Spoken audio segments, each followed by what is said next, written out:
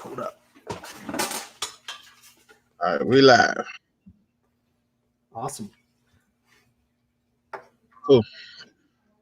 What's up, everybody? This is another episode of Nothing But Nuggets with your boy, Antoine Campbell, the REI Giver. Today, I'm all the way down in Texas with my guy, Corey Thompson. Corey Thompson, listen, guys, if you got your children in the room, tell them to leave. If you can't have them leave, put some headphones on, because today we are going to be beyond transparent. We're going to be vulnerable, and we're going to be talking some crazy shit. So, Corey Thompson's the motherfucker mobile homes, right?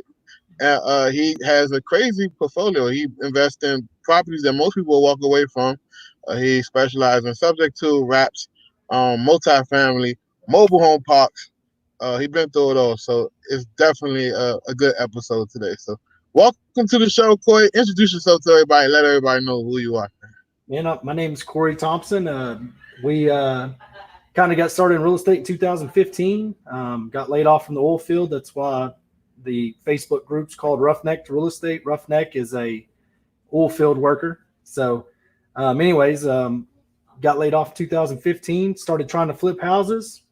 Wasn't very good at it, although we're better at it now, and ended up with a rental portfolio of a few hundred units. Through Rona, we've actually gotten really efficient at managing them and getting leases signed. We've been building systems and processes towards that and refining them all the way down to this morning's meeting. But, you know, every day we just try to get a little bit better. We still flip, and we don't really wholesale that much. I mean, wholesaling real popular, but funny thing about it, when we got started in real estate, I didn't even know what wholesaling was.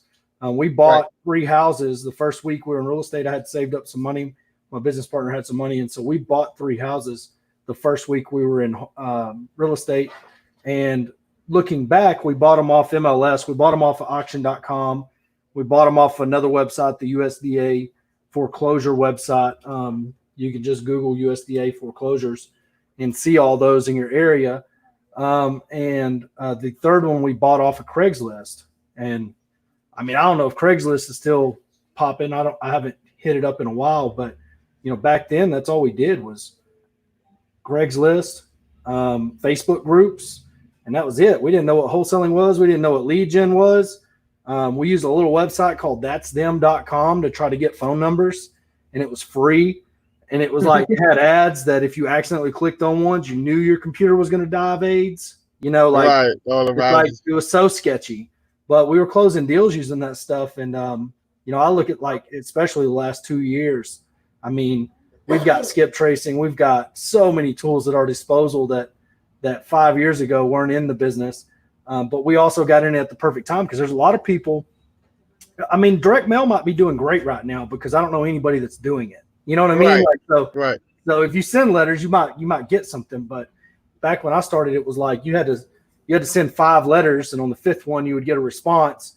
And the letters were expensive; they're like $1 a piece. It was just hard. But I didn't know what wholesaling was. So you know, once we got involved and got on Facebook, some of the groups that I'm in now, some of the investment groups, the DFW investment group has 33,000 people in it. When I got in it, it was 3,000 people, and it like Bigger Pockets. Have you ever been on Bigger Pockets, Anton? When I first started on real estate investing, that was the first thing I watched, but I never actually watched none of the content. I just read a few articles. Dude, I got on Bigger Pockets, and this was after I figured out what bandit signs were. And I went on Bigger Pockets, and I said, I'm going to put out 1,000 bandit signs tonight. Those people were the maddest people on planet Earth. Bigger Pockets had, and still probably is, you know, one of the more negative, like, you're littering, you're destroying the environment. Think about the kids, you know what I mean? It was like all these people that probably never do anything. Like, if you don't know how to do real estate, you shouldn't be out doing this. We put out those 1,000 bandit signs and bought 9 houses. Right. You know, like that changed that changed our lives forever. You know what I mean? That made us who we are today, doing that 1,000 bandit sign campaign. But back then, everywhere you went, when you tried to talk, they would just slap you down. You know what I mean? They'd just be like, why are you even thinking like that? Why would you even think of something like that? It was a real different, I don't want to say environment, but information wasn't freely given. There wasn't nothing like this. You know what I mean? So basically, to hear you say correctly, you got in before the wholesaling rush. Before wholesaling was even a popular thing, like, because when I first started looking into a real estate investor, I didn't know nothing about no wholesaling. I wanted to be a fix and flipper, and I thought that was the way you make the money. So that's interesting. We went to a networking event that we found on a sports forum. You know what I mean? Like a place where you're like a fan of a football team. You just go on there and talk shit. You know, it's like that. We found a networking event on there. Somebody was talking about it, and we went to that networking event. And the guy there, I mean, there was like 7 people in the room, and it was a dude talking about hard money. And he's like, "No, I'm going to give you money if you find something at 70% of value." And I'm like, "This guy is a scam artist. That does not exist." You know what I mean? Like, I can find houses like this all day. There's no way he's going to give us money. Well, now we've got over $1.5 million borrowed with that guy alone. You know what I mean? Like out right now in hard money loans. Like we have $1.5 million of his money deployed today at the moment, not including how many times we've turned over his money in the last 5 years. But back then hearing it, it's like, this don't really exist. This isn't real. Wholesaling was something that wasn't popular. You know what I mean? It wasn't sold as what it's sold as today. Today, wholesaling is kind of sold as this no money real estate investing strategy. And I'm like, it can work that way. It's kind of like car sales. You know, in car sales, anybody can sell cars, because when you first start selling cars, your friends and family will buy a car from you. After that, you got to go to work though. You know what I mean? So that's what wholesaling's like. Wholesaling's like anybody can wholesale their own grandmother's house. You know what I mean? Their own aunt's house.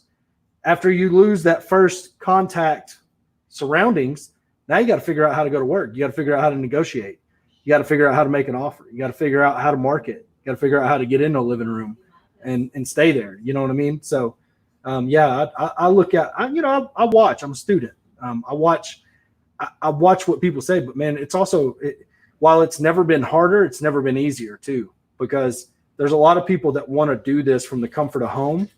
And you're at Home Depot right now. You're just on your way back. We're supposed to go live a little bit earlier. Yeah, my bad about that, but I still got business on.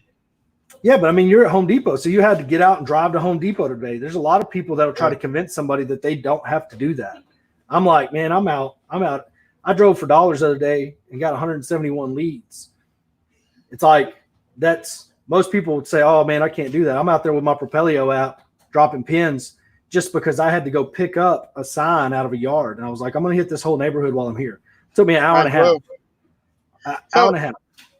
So let's talk about the turnover rate within wholesaling. Like, you see people come and go. Like, why do you think that wholesaling is, is a sizzle with wholesaling, but when you actually look at behind the scenes of running a wholesaling operation, why do you think people just kick the bucket within a few months? Well, I think we all try too hard to reinvent the wheel. I'm not a fan of daisy chaining. I've never wanted to do it for myself because it takes me out of control of my own destiny.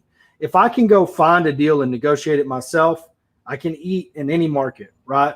Because if I know how to negotiate and I know, hey, we're in Rona right now, I got to get this at a deeper discount. I can go in there and I can make that point. I can say, dude, we're in coronavirus. They're not lending this. Like for instance, we went on our first deal and we bought we're probably going to sell that house for $235 as is. We bought it for $135, but that was the guy's price. Why was that the guy's price? He's watching the news. You know what I mean? The news has told him coronavirus is bad and he can't sell his house. So whenever he called us, he's like, I'll take $135 cash. I'm not going to argue with the guy, but if I'm in somebody's house and they're like wanting $100,000 more than what it's worth, now I got to bring them down to reality. I've got to use that same negativity that they hear every day on the news and let them know, hey, look, man, we're in coronavirus. Lending regulations are getting harder on the end buyer. The retail buyers are having to put more money down while they have less money. There's less retail buyers because if you were in trying to buy something retail right now and you lost your job, you can't get that loan anymore. So as a house flipper, there's a lot of inventory that's just going to be sitting still. Is that a reality? I don't know. You know what I mean? That's what I'm talking to them about though when I'm in the living room to get that price down to a lower price point. I'm taking all the noise, talking about it. So when wholesalers get out there, they try to reinvent the wheel. I don't like daisy chaining. I like being in control and negotiating. But if you look at all the big wholesaling companies, all they do is daisy chain. New Western, what's the other one? Net worth. Those. They're daisy chainers. They take the newbies' leads and they put them to their buyers list. You got to build the buyers list first. Right. You know what I mean? Right. As a wholesaler, you've got to get a deal so you can get a buyer's list. Once you get a buyer's list, wholesaling becomes a lot easier. But getting that buyer's list is hard with deal flow. So when I see people that are here for a short time, I think what happens is they get that first wave of properties, their friends and family, their supporters, the house that they've been driving by every day for 15 years that's vacant, that they now figure out how to skip trace and call, and it's a little old lady and she's like, man, I'll take 10,000 for it. I got a lot of bad memories there. And it ends up being a $200,000 house. They hit them an $80,000 lick, and then they go all in on systems. But really, that had more to do with that lady's sales price than it did their negotiation skills. So they take that 80, they dump it into marketing. Now they're overrun with leads. They get in negotiating. They're getting beat up in the negotiating room at the negotiating table. They can't get anything across the finish line. And then they realize, oh man, I should have took a step back. So, I mean, for me, I think watching wholesalers, I think we always get, even me, my first couple of leads were easy. The first 5 are easy. The next 10 are hard. You know what I mean? Yeah, I agree. And so that within the first 5, you make a bunch of money and you think it's going to be like that all the time. And you don't properly plan for the next. And then I think a lot of wholesalers right now, especially as we continue down this hill, we're going to get into a buyer's market. Well, hell, if you're buying to rent it out, you're going to be able to buy something off MLS and rent it out and make money. You're going to be able to go to auction.com and buy something and make money. You're going to be able to go to different websites and buy something if you're an investor and make money. So wholesalers are actually going to have to, they're going to have to provide a lot of value. They're going to, I'm watching somebody right now with a $70,000 assignment, 70. The guy wants a $10,000 discount. So the end buyer, he's got one buyer, wants a $10,000 discount. So he would only make 60, and he's playing hardball. Man, take it and go. I'm like, take it and go. I don't get it. Because at the end of the day, you got one buyer and one seller, and you're the obstructionist in the middle trying to make 60 or 70 instead of 60. That's crazy to me. And even the mindset of it, because, this deal's been shopped around all over the place and nobody wants it. There's only one person that wants it, and he wants it for $10,000 less than what they got it for. You know what I mean? I can't see why would a person not just take the $10,000 less and just be done with it. Be done with it. But if you get that sense of entitlement that I'm owed a $70,000 fee because I got pride and I want to talk about it or whatever it is, you got to address that issue. You know what I mean? You got to figure out why you need 70 instead of 60. That's right. Crazy. Like there's an underlying problem there that you need to work on personally, spiritually. Something ain't right. And if it is a cash situation where it's like, man, I got to have 70 because I won't make it. I won't eat if I can't make that money. Then you need to address your lifestyle. Cause I'm like, man, I've got a lot of $70,000 needs in my life right now. I got legal bills piling up right and left, but I still wouldn't turn down 60. You know what I mean? Easy money, for sure money. So you said something earlier that caught my attention when it comes to people just feeling entitled. And within entitlement, it's a tricky thing because we're in a space right now where everyone's pointing a finger. You give away the information, people feel entitled that you should give more for free, right? You try to charge for the information, people point the finger and say, hey, you just a fucking guru. Where is this defined line where you can kind of like navigate through the entitlement where you're trying to help people? I don't even worry about it anymore. I started a Facebook group because most people don't know the story of Roughneck Real Estate. I started that Facebook group because I was live on Facebook in front of a lady's house that she could sell. She had equity. She was going through foreclosure. I pulled an appointment of substitute trustee list on my own. I, show people how to do it all the time now. But back then, nobody would tell you how to do that. I pulled it on my own, went to her house. I took a note that said, I can stop your foreclosure. And it had my personal cell number on it. I didn't even know what Google Voice was at this point in time. I only had my personal cell. Right. I take that note, I slip it in her mailbox, and I'm back doing Facebook Live. It's 2016. I'm doing Facebook Live and talking about their possible divorce. That's the reason why I think they're going through foreclosure, because they got a car they could sell. They got, you know what I mean? They could sell their house. This is just two people being petty, yada, yada. I'm just talking my shit. And her daughter gets off the school bus, checks the mailbox, finds my note. It's the only one in there. And I'm on the live talking about it. Well, I start driving the neighborhood to look and see what else is for sale. And I'm still live talking to my investor friends when this lady calls me. She took my phone number off the card, Googled it, and the first thing it brought her to was my Facebook. She goes to my Facebook, and there I am live talking about it, and there's some kind of delay in it. And she watches her daughter get off the bus on my live while I'm talking about their divorce. You know how that makes you feel? Like this big, because this lady calls in the middle of my live stream and she's livid. I'd be mad too. You know what I mean? Right. And so at that point, I started the group so I could still share with my investor friends that I've met along the way, like you, but not have to deal with sellers finding me out there. That's why on my personal Facebook, you don't see me, you see me talk a lot of shit, but you don't see me talk a lot of shit about real estate. So right. I think whenever I started that journey, I didn't realize that people were going to watch, people were going to take action on it, and people were going to change their lives with that information. I just thought at the time I wanted to be able to talk to my investor friends. I wanted a place that I could chop it up with them. And another thing was I would always get censored in the other groups. I would get kicked out. I would rub somebody the wrong way. I've always done that in life in general. So, that was to be expected, but I couldn't get kicked out of my own group. So I kind of had my own safe place to go in and talk shit. But you're right. People feel like you owe them more. You know what I mean? They feel like you owe them more. You throw a $100 price tag on, marketing that it took you 3 years to learn and figure out, and systems and negotiations that you're still working on. You know what I mean?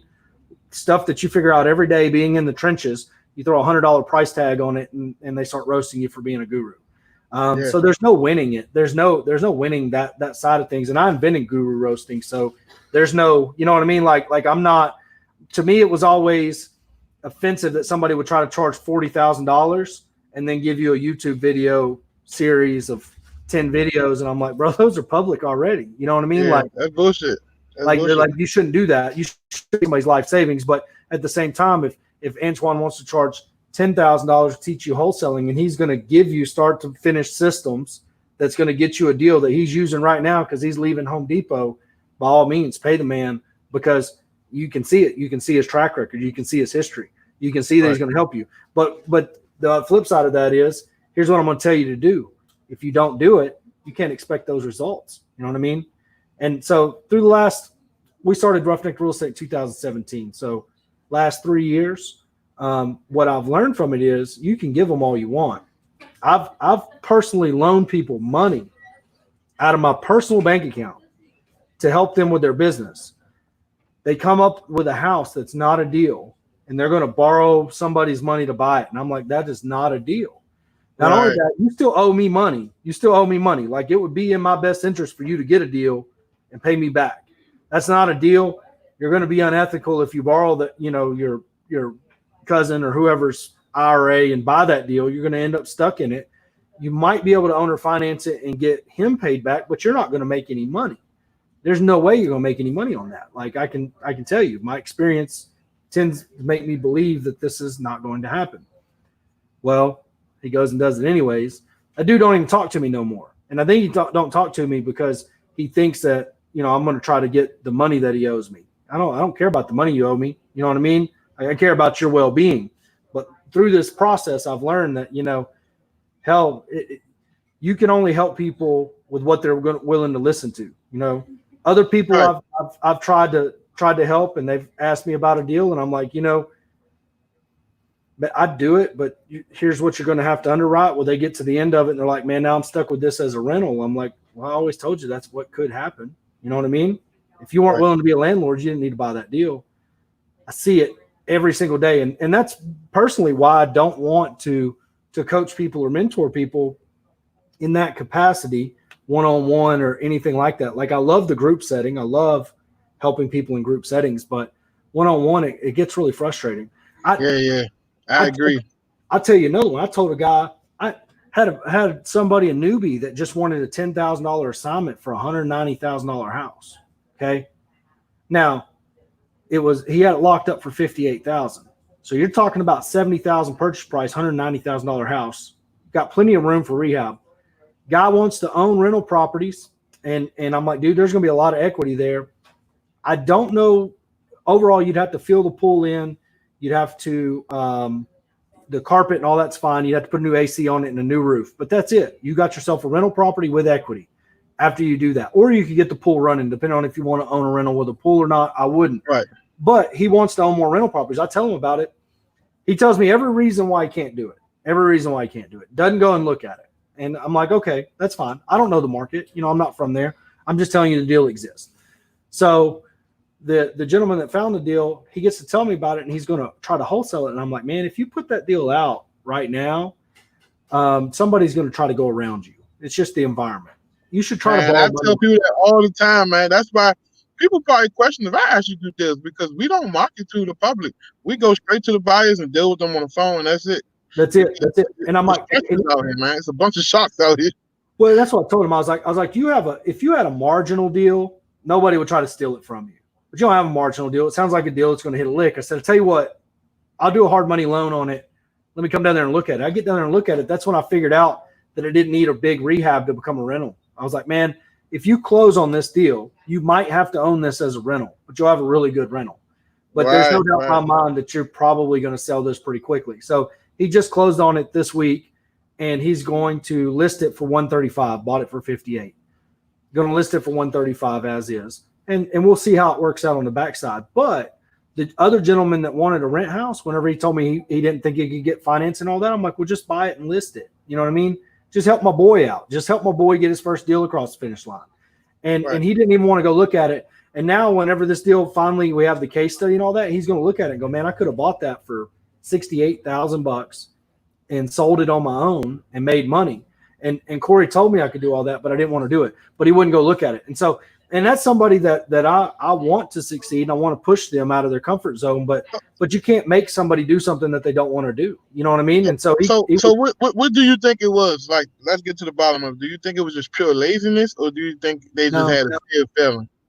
Well, I think he has a fear of failure. I think he was worried about all the things that could happen instead of dissecting it on a case by case basis. So I want to own it as a rental. I call the person that my local bank, see if they'll loan on it, right?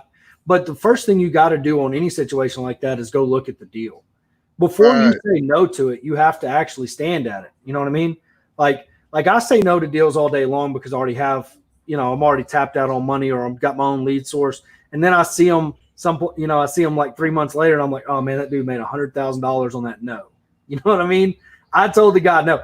There's one in Alvarado, Texas right now. I could have bought for $58 and sold for $120 as is, And I look at that deal every day, and I gave that guy a quick no. He contacted me off of my bandit sign, but he recognized me when he called me off the bandit sign. He's like, "You're Corey Thompson," and I'm like, "I am." And he's like, "Hey, I got this deal for you. Let's do this deal together." And I was like, "Man, I don't really do that, And he's going to make $100,000 off that deal. And crazy, man.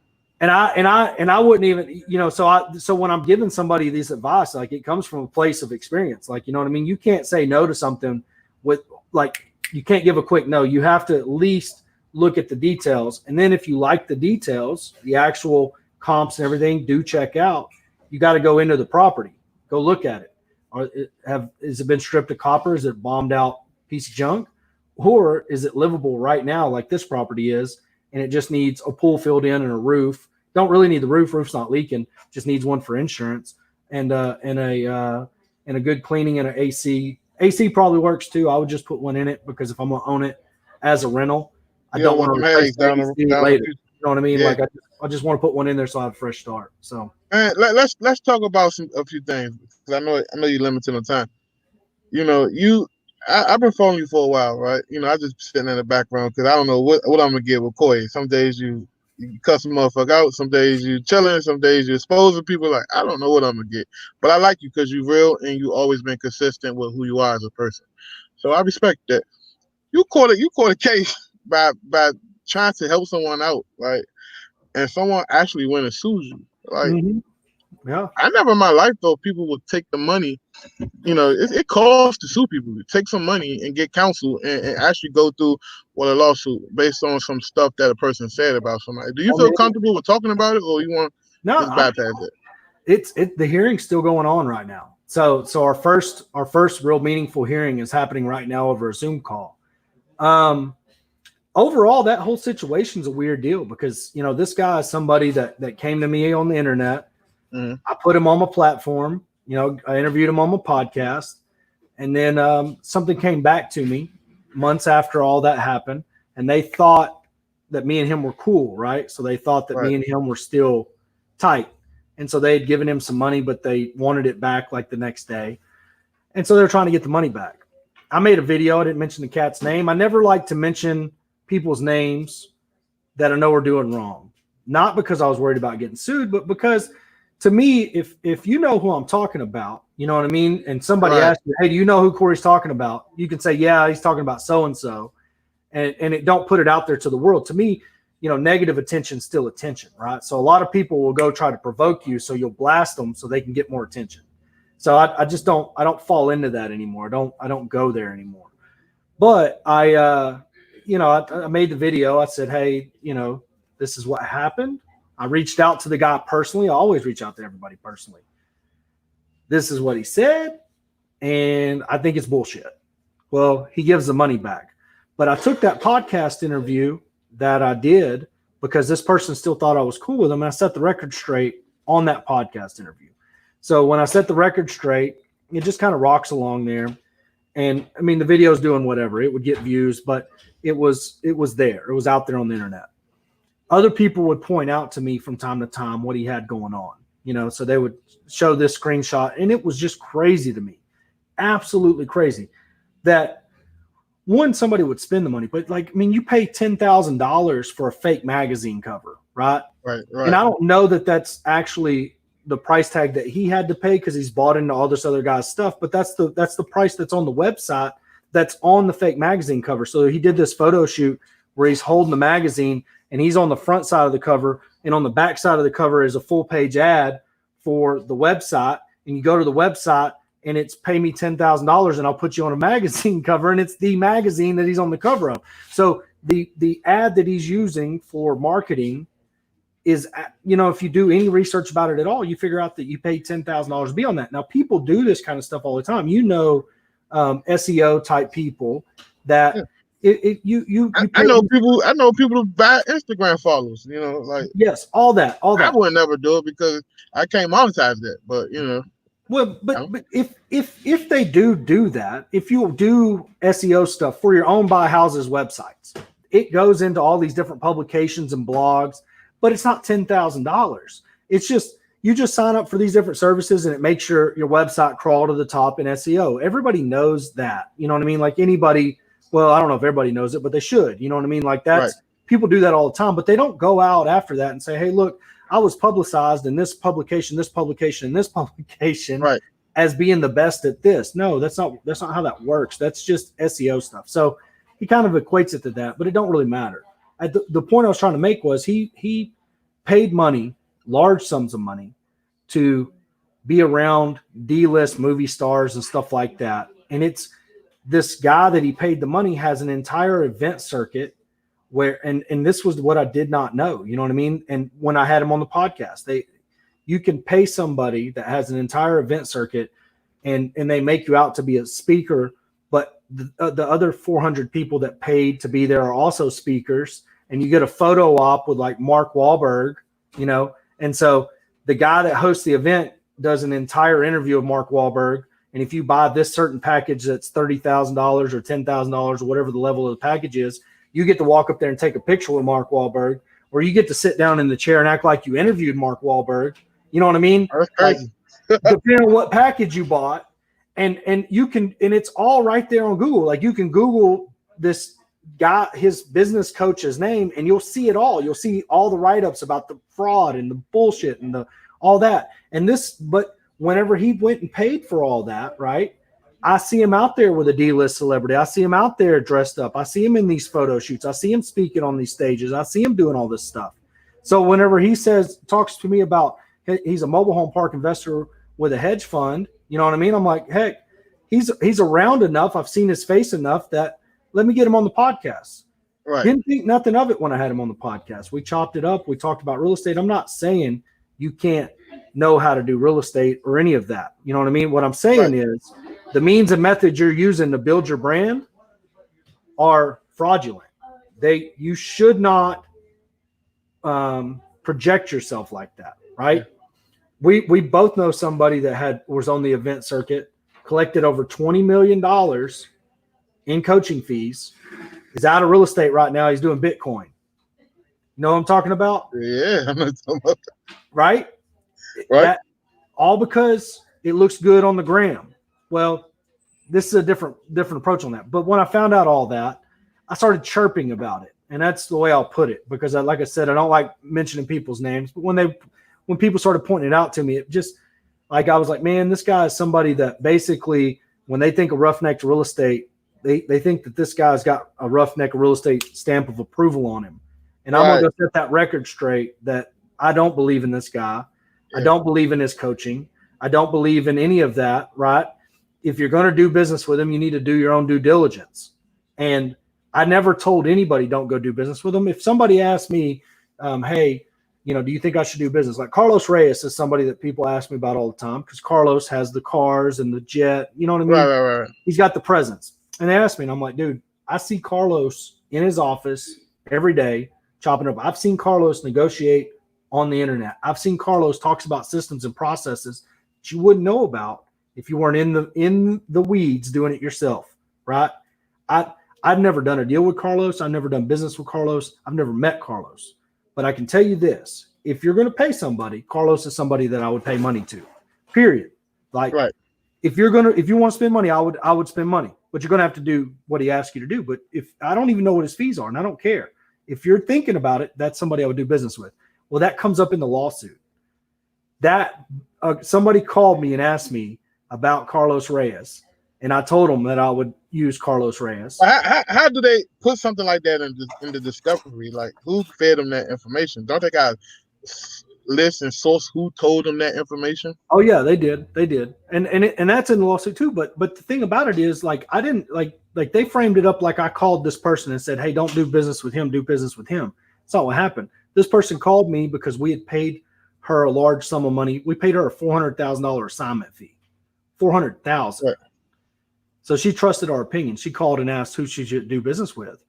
And I told her I would, I don't see the transparency over here. I see that's the person you bought the apartment complex from, right? You paid that big crazy fee. I remember that. That was dope. So that's in the lawsuit. And that's if that's the basis of your lawsuit, it can't survive, but it don't matter. My legal bills right now are over $50,000. Today determines whether or not I have to pay them or he has to pay them. Right.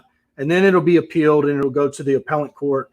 And then when it goes to the appellate court, it'll be appealed again and go to this Texas Supreme Court. So we're 2 years away from figuring out who has to pay the legal fees, which is why when they started the GoFundMe, I didn't start really promoting it because, I sent the attorney the money and he's like, wait, hold off on that, because if you win, they'll have to pay your legal fees.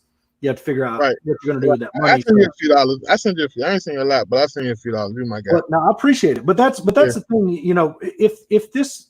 If this lawsuit goes through like this, it makes like there are people out there like this lawsuit would be the landmark lawsuit for. I mean, think about any negative thing you say on the internet, like anybody at all. Like you could just say their name right now on the internet, and if you're in real estate, they could cost you money by suing you.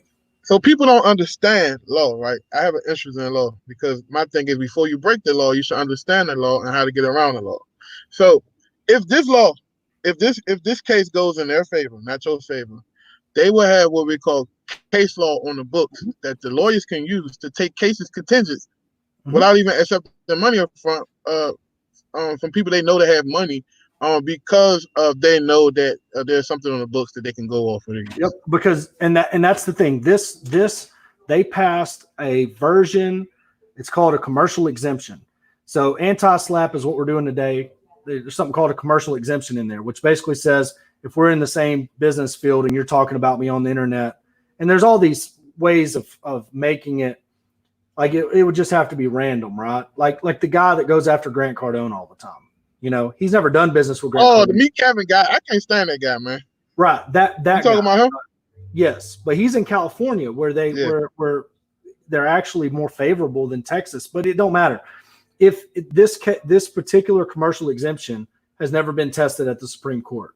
So there's a chance. And if I don't know at what point it stops, because it's like they're having to spend money.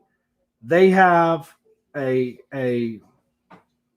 hedge fund. We can find it on the internet. They do have a hedge fund.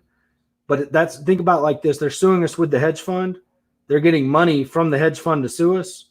You put your IRA in the hedge fund, and now they're spending $100,000 of your retirement on lawyer fees to go after a guy on the internet for 2 posts on the internet.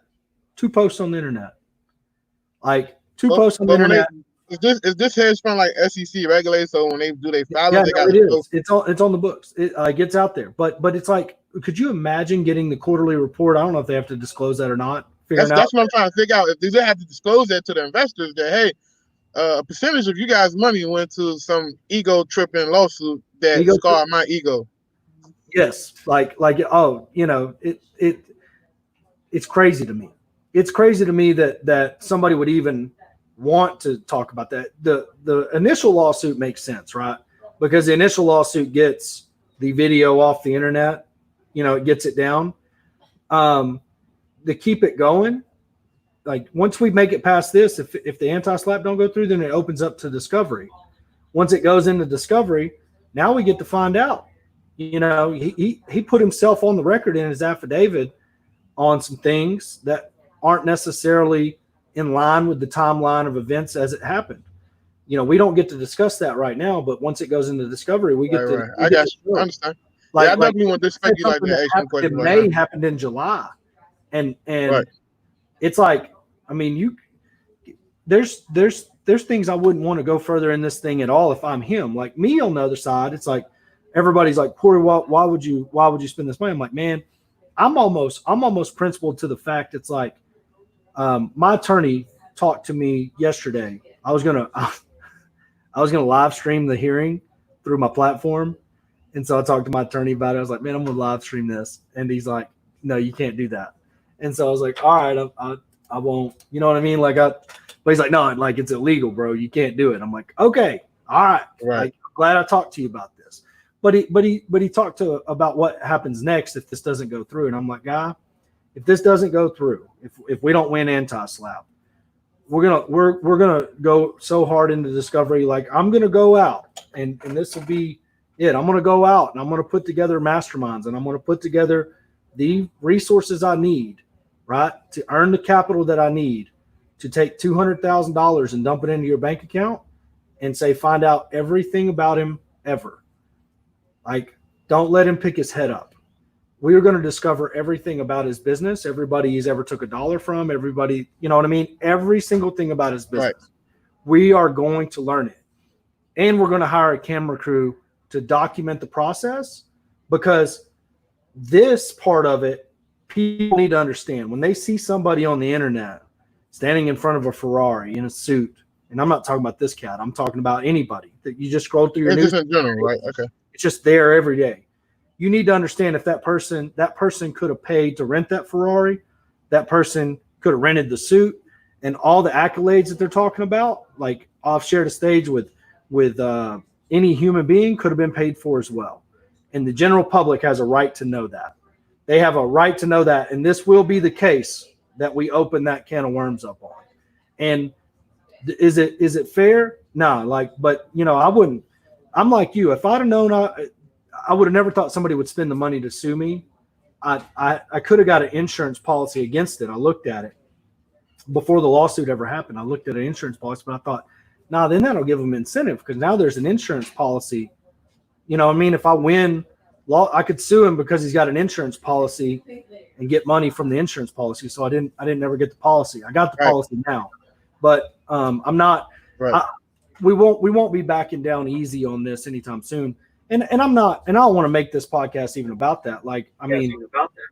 We're in a weird scenario now where this is what my life is, and it's expensive, and I'm just too transparent of a person to sit on my hands and not talk about the pains, and you know what I mean? Like, Right. it sucks. Like, there's nothing fun about it. If anybody thinks it's fun, it's not. But it's also part of this business. As you get bigger, you will have to deal with things too. You know what I mean? Oh yeah. And it's just part of the process. Like, that's just life. You know what I mean? Well, what are some of the things you do? You do the VA, you got drip, stuff like that. You've got some. Yeah, so I got the drip conference. I got a training and recruitment company, aka a VA management company. So anybody out there who need a VA, reach out to me. I am launching a turnkey business here in Central Pennsylvania, probably August 1st, where we buy assets, we fix them up, we stabilize them, and we sell them to high income earners such as doctors, lawyers, and things of that nature. I do a few fix and flips, maybe about 5 or 6 a year, and then we do a handful of wholesale deals a year. See, and that's the kind of stuff like the reason why I asked that is because, you know, we were never prepared to be sued. And I don't think anybody is, but we got sued last year too, because we bought and sold a property. And anyways, it cost us $10,000 or $15,000. I consider that cheap now. You know what I mean? I consider that easy money now, but we learned something from that. And I think most people aren't even risk averse to go out into it with all the businesses you got. You know, the biggest thing, the advice that I could give anybody that's watching this and wants to know anything about lawsuits is whatever insurance policies you can get, you know, whatever umbrella policies, whatever homeowners policies, different things will cover different assets of the business. You need to figure out what they cover, because we had a policy in place the first time we got sued for that buy and sell that was a errors and omission policy, and it wouldn't cover this particular transaction because it would cover us in our property management business, but it would not cover us in our flipping business. It's like, and so we got that policy now, and basically all that policy does is provide legal counsel in the event something like that takes place. They're not going to pay a judgment or anything like that. They're just going to help with counsel.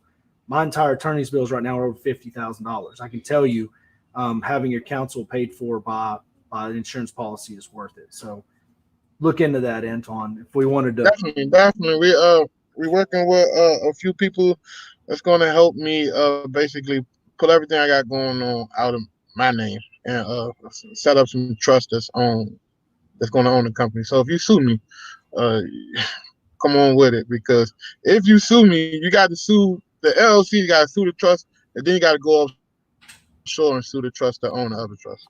So if you win in the United States, that judgment doesn't apply to the other places that I'm looking to set up my trust at. So you got to start all over.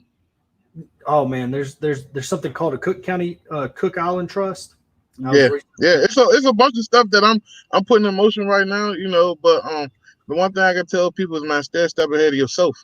Your plan need to have a plan. Yeah. Like even now, what we starting to do as we starting to sell fix and flips, we starting to make the sellers sign certain disclosures and stuff. So I'm working with an attorney now to put as is disclosures. Like, even though we fixed this to the best of our knowledge, you agreed that this is still an as is sale, and your home inspection wants anything that needs to be fixed. Outside of that, we can't help. So we're working on things like that, because we're looking at our friends who getting sued, who made $300,000-$400,000, and now they got to get half that damn money back because they're getting sued. I know a bunch of people in DC right now getting sued like that. Well, in Texas, we take the Texas promulgated seller's disclosure now when we buy a property. We're like, here, Meemaw, fill this out. She hands it to us. We take that exact same disclosure and we staple it to the other side of the sale. You know what I mean? Right. This is what was disclosed to us. Like, I mean, it doesn't absolve us from liability, but it's like, we fixed this. This is what we fixed, but we also have this disclosure here. But how important is it, even like, you know, as we starting to buy properties off market to take down ourselves, to get that disclosure from the seller? Even though you claim you buy as is, you still should get some disclosure from the seller. How important is that to you and your business? Well, that's what got us. So the first lawsuit we got, we bought it as is. We sold it as is. We never saw the property. During the time that we owned it, I went and looked at it, but we never saw it had a order to demo put on it and it was there. The order to demo was there. The problem was it was on the front of the house and you came in through the side of the house. I mean, I did a Facebook Live on it. Like, I mean, it's still in the group. The video's still up in the group. You don't see no order to demo or anything. They had sent that to the previous owner. We never were sent a copy or any of that. And when the person that bought it got to the property, they bought it sight unseen, and the order to demo was on the front of the house. Okay. So it's there, still up there. Now, this sounds dumb, but I mean, if we were trying to hide that or be nefarious, do you think we'd have left the order to demo on the front of the house? I don't know what I mean? so. Like, it's like, no, that ain't on us. So what we did, how we settled that lawsuit was we assigned our rights. We had to pay that person $10,000 so they could have the right to sue the person that sold it to us and their real estate agent. So that was it. You know what I mean? But we had to pay the lawyer, $5,000. We had to pay them $10,000 to give them our rights to sue. In the event they sue and they win, we get half of the proceeds, but they don't have to sue that person. So they might have took their $10,000 and called it a day. I don't really know. We haven't dove back into it, but that was the lesson we learned, to where it's like, hey, even when we buy this, we're going to get a disclosure to be able to pass that disclosure on to whoever it is. We had another one that we sold that was ordered to demo after we bought it. So we bought it. It's under contract to resell. They put an order to demo on the property. We seen the order to demo, and but they never officially gave it to us. And we had to go through the city, get a whole worksheet on what it took, and then we disclosed all that to the end buyer, and they ended up still buying it because they knew they were buying a big ass pile of shit. You know what I mean? Right. It was pretty obvious. It didn't have floors. Like, you know what I mean? You just walk in and you'd see dirt. So it's obvious what you're buying. But anyways, we disclosed all that, and that helped us out in this as well, because we're like, look, we don't, when this happened to us before in the same town, we didn't hide it. We disclosed it. If we'd have known about it, we would have told you. There's nothing. We weren't trying to be nefarious in this. So if we'd have had to go through with the lawsuit, we'd have probably won the lawsuit. The problem is we'd had to spend $30,000 to $40,000 defending ourselves, and that would have been twice as much as just settling it and going on with our business. One thing that did do for us, though, in the middle of that, we were going through a refi on that apartment complex that we bought from Mitzi that we talked about earlier. And they found out about that lawsuit. We had disclosed it to them and all that. And they used it as one of the reasons why they weren't going to do this loan for us. Although we don't think that was a real reason, because they already knew about it. We'd already disclosed it, and we'd already made it through that phase of underwriting. That lawsuit was settled. Everything was done. It was a settled lawsuit, but it kept us from getting that loan the way that they worded it. I think what happened at that moment in time was Trump came out with an announcement that he was going to privatize Freddie and Fannie. I think it was might have been a tweet. I don't really know. It wasn't never anything official, but it just, that man make up anything. You don't know what you can get from him. It just flew out, you know what I mean? And all of a sudden, our loan that was set to close in 9 days was no more. And I was like, did a Trump tweet just cost us a loan? That motherfucker is going to lose some votes on this one for sure. Man, this is not this. If this happened to a lot of people, there's going to be a lot of mad people out there. That's crazy. Like, even like me, because I want to pivot to multifamily, just knowing the amount of money you got to put up just to do due diligence and inspections and stuff, and then all of a sudden the deal can blow up and you can't recoup none of that money you spent. That's crazy. It was a $20,000 application process. That is crazy, man. $20,000. Shit, man. Somebody had to answer me. Believe me, we understand the process. You're going to pay for education one way or another. Oh, yeah, that's one thing about it. Now we know how to do that process, right? We understand the underwriting process. So when we go out to buy, we now know how to evaluate. So that $20,000 isn't wasted. You know what I mean? It helps us on the buy side now. But, now with Rona, underwriting has changed. So you might have to ante up another $20,000 to learn the new underwriting that it takes to get one of those loans. But those loans, those agency loans, they're interesting. if you ever break the seal on one, if you ever get one across the finish line, it's like an infinite amount of money. If you ever make it through underwriting on one of them, they'll just loan to you over and over again. That's what Grant Cardone uses. I mean, he uses a lot of insurance companies too, if I'm not mistaken. Yeah, those are I mean, those are people with the money, you know. I mean, it's all the insurance companies, they call them agency loans, but essentially it's just government backed cheddar, that keeps the world, keeps the United States moving. There's a lot of things that are happening on the backside of money right now that are real head scratchers, but it's going to be real hard to print $6 or $7 trillion, wherever they're talking about creating, and not raise a bunch of people out of poverty that understand it and want it. You know what I mean? Like as we continue down this path, like we weren't in a position, we didn't know. How old are you now, Anton? 31. I'll be 32 September. So you're younger than me. So back in 2009, we didn't give a shit about none of that. You know what I mean? Yeah. Like we didn't realize all the opportunities that were there. We were just like, oh, hell, they extended unemployment to 2 years. I'm good. Like right. I can ride this. I got 2 years unemployment. I'm good. The people that are poised right now that are watching, I mean, if once, I don't know, like there's like a little cliff you got to fall off, but once we go over the cliff, I mean, there's going to be people that are going to change their family's wealth and lineage for generations. Yeah, I'm going to ride that wave too. That's why I'm in the background being quiet, right? I'm trying to like build my portfolio. Speaking of Grant Cardone, man, you and me both, man. You remind me of me when it comes to Grant Cardone. I love Grant Cardone.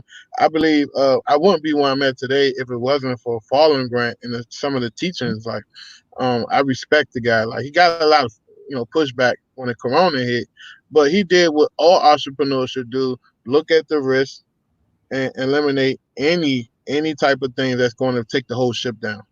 And he got so much pushback. I seen you went to his 10X event. You got the 10X ahead on. What does 10X mean to you, Corey? Man, 10X, I read 10X rule in 2015 when I got into this. I listened to Grant on the Bigger Pockets podcast. He had that Louisiana twang.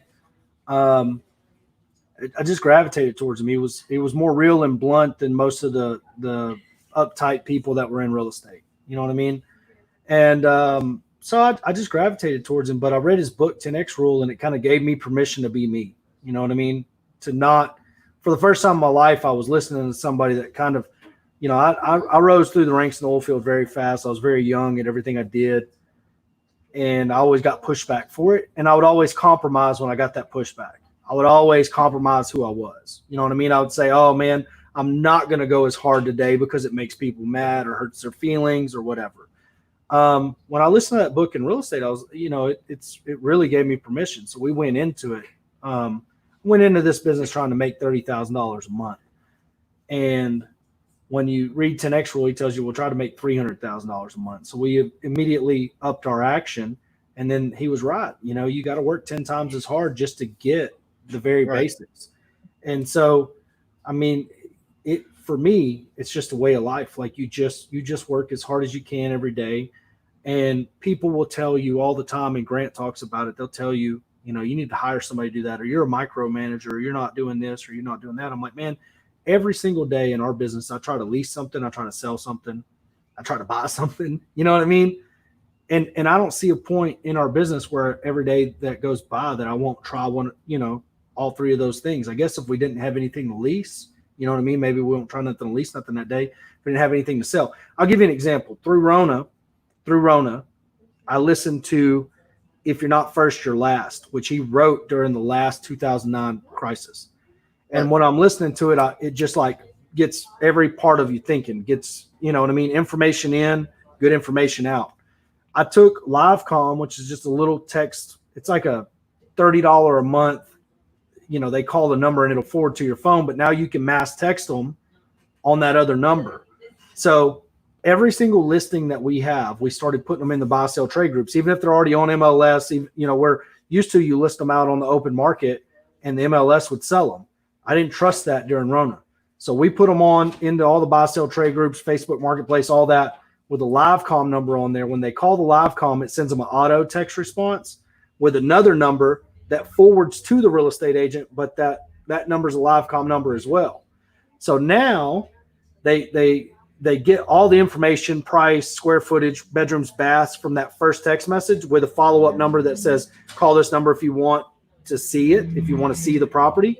So at that point, they've already signed off on, they like the price, like the down payment, like the bedrooms, baths, and they call the second number. If that agent don't pick up the phone, the next day they get a text message from us saying, hey, I seen you called to see the property. Were you able to view it? And if they say, no, nobody ever called me back, now I take that phone number and I send it directly to the agent and say, hey, you need to call this person. They're wanting to buy this house. Right. I took the whole shebang and pulled it in-house, and I'm pushing every day. We're in our meeting's about to start. Anyways, Clarissa's over here, and that's something I need to look into. We're about to put 2 houses on the market tomorrow, Friday. So Clarissa right now is currently pushing all of our rentals and all of our owner finance. Corey is currently doing the same thing in Facebook Marketplace, and I set up my text auto response. I don't know if you'll be able to see it, but I've got all these auto response on my iPhone set up on my keyboard. If you go on the keyboard and go to text replacement, so y'all can kind of see that. So whenever I type in COV, right, it automatically populates for more information, call this number. So when I'm in Facebook Marketplace, I'll get 30 messages an hour or something, but it takes me a minute to answer all of them and tell them to call that number. If they ever call that live comm number, they get a text message every day until they opt out. So it's like, hey, are you still interested in a rental? Hey, are you still looking to own or finance a house? Hey, are you still thinking about selling? You know what I mean? Whatever it is. So we took that control and started taking more action. I've got the guys that mow our grass, the guys that we have hired to mow our grass, running ads for rent properties for us right now. They getting paid to mow grass, but they get bonuses if they rent something from their own live comm numbers. You get what I'm saying? Right. So 10X means just what it sounds like. You got to take 10X action. A lot of us got spoiled during this really good market that we've been in. So we don't, you know what I mean? Like, and if you just sit there and wait and try to, oh man, it'll happen when it happens. Well, it might not happen for you. You know what I mean? I made a video the other day. I said, hey, y'all need to just go out and file for unemployment. Enjoy that $4,000 a month. I watched the video. I was like, just go do it. Cause a lot of if you're in the wait and see mode, you're not going to make it through this. And if you're unwilling to compromise, or you know what I mean, you're also not going to make it through this. So right. That's crazy, man. So yeah. So any words you want to leave people before you get out? I know you got a meeting. Man, any words of wisdom or anything you want to leave people? Man, look, Antoine, I don't know how you feel about it. I think me and you both probably consider ourselves pretty average dudes. You know what I mean? Like, we're not special.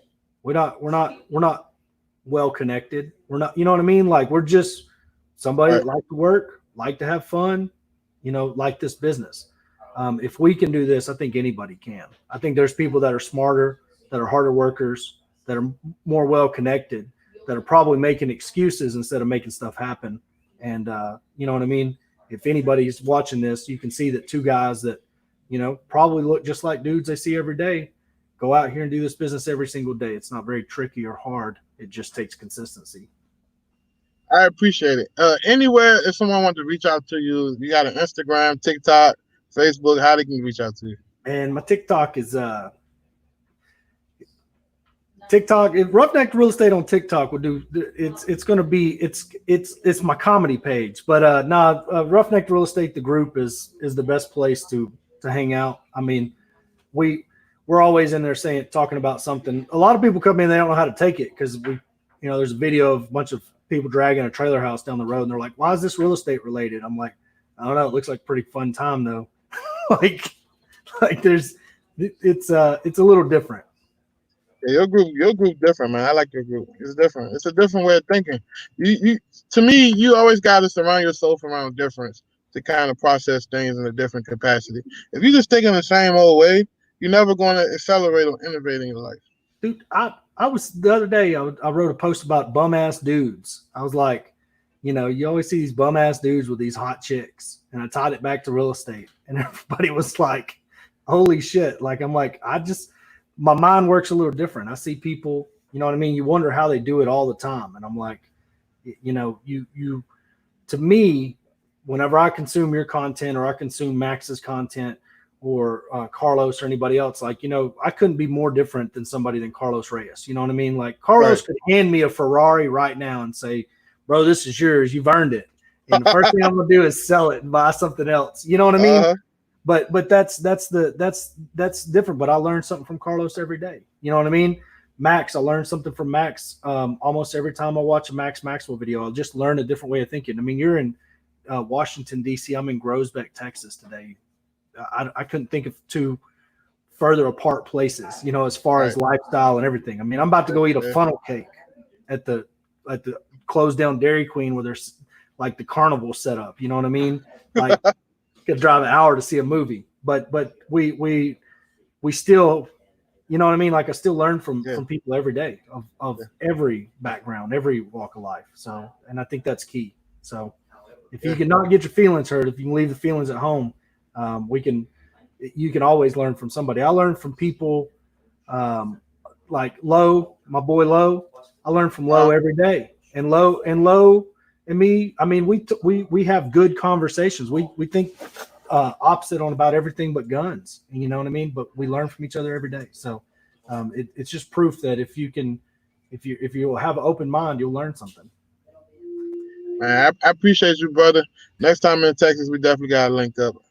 I should be there in the fall time, dude. As soon as all this gets lifted up, I'm going back on the road. I love going and doing my little masterminds, my little weekend masterminds. I love it. Yeah, that's good, man. That's good. You giving people content, and that capacity is intimate. That's what a lot of people need. They need their hands held and be showed the way. Man, I don't have my daughter on the weekends, and I absolutely love it. I'm sad that that's not what I'm doing right now. But yeah, I haven't seen Emily in a while. How's she doing? Everything okay? Man, Emery is she's 6 now, and she's got that mouth. You know, I got an 8-year-old, so I know she's very articulate and matter of fact in the way she talks to me, and I'm like, are you're talking with a very high level right there. I think, like, I don't know, like she's like, I don't mean it, Dad. I'm just saying. And I'm like, my 8-year-old, like, hey, Dad, ease up on the salt on the food. You don't need all that salt. She's telling you not to eat salt. Like, I was eating salt before you were born. Like, if it wasn't for salt, you wouldn't exist. Like, he's a factual kid, so he like to watch a lot of different what ifs. You know, this little YouTube channel called What If? Like, they have different videos, like, what if the world ended? What if the moon go away from the earth? Like, it show you all the scenarios. Yeah. So he loves that type of stuff. Well, Emery tells me, you know, she's like, I don't watch a lot of TV. Like, I'm not, and I damn sure ain't been watching TV in the last 5 years. But Rona's got TV. You know what I mean? So we got Netflix and all that. We got a Roku. I don't know how to work it. I'm like turning it into my dad, you know. Emery just grabs my phone, opens it up, starts going through the channels on the Roku. Like, here's how you get here, Dad. Hit the home button. She's like yelling at me from the back. Just hit the home button. I'm like, when did I become not the person that's in, you know what I mean? I don't know how to work this the best. Like, she can work it better than I can. So no, man, she's good people. When is Drip? Have you set a new date for it? I'm waiting on this Mr. Governor Larry Hogan to release this social distance and stuff, but we got a target time in the fall time between September and November. That's our target. When that takes off, that I'll be there. I'll be there for that one. I'll bring Emery. We'll come up. Awesome.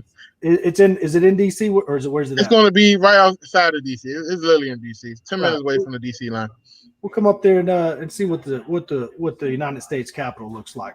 Man, you got to come and see it, man. It's an awesome place to visit. So much to do. Before I go, I want to bring this to everyone's attention. You named one of your apartment complexes after your daughter. What inspired you to do that? It's kind of, well, people didn't believe in the deal, so I was like, I believe in it so much, I'll put my daughter's name on it. We're still stuck in that deal. We still got to find financing for it. Rona killed our financing. We own it, but Rona killed our remodel pledge on it. So we'll be years into that one by the time we get it turned around. But it'll be a good project.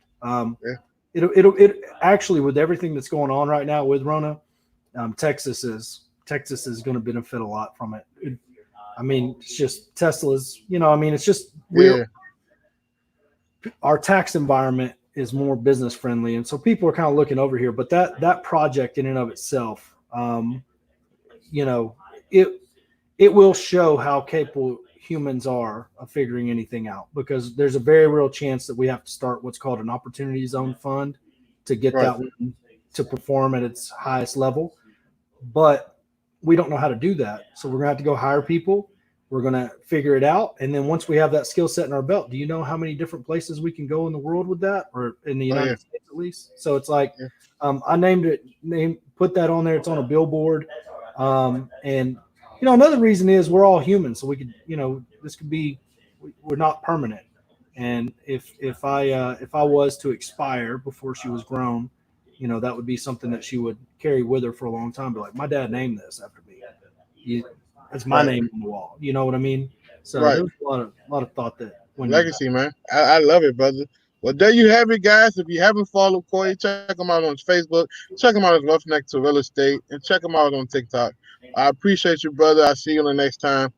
Catch you later, brother. Thank you. Thank you, sir. No problem. So yeah, thank you guys so much for the Nothing But Nuggets show. We have a few people coming on next week. It's going to be another solid lineup. Like I said, we're bringing good, solid people on the show. You know, I've seen some people talking about B-More. Listen, I love B-More. I live up the street from B-More. I literally live 15 minutes away from B-More. So if you're stuck trying to figure this out and you live in the Baltimore area, I'm going to do maybe a virtual meetup. Come on a virtual meetup. I answer all of your questions. Let me go through a couple of questions before I get up out of here. I've seen a couple of things I wanted to address real quick. Yeah, so if you need a virtual assistant, a lot of people have been inquiring about that. We will be the #1 virtual assistant company in the country. That's my 3-year goal, to be the #1 sought out virtual assistant training company. So my thing is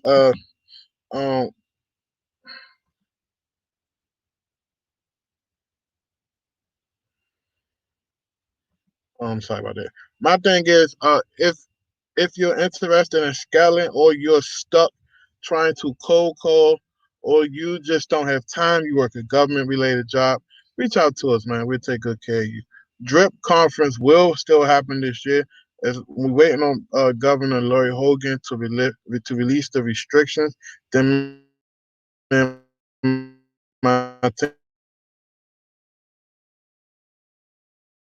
will have a meeting to go over game plan top 2 conference. I promise you that.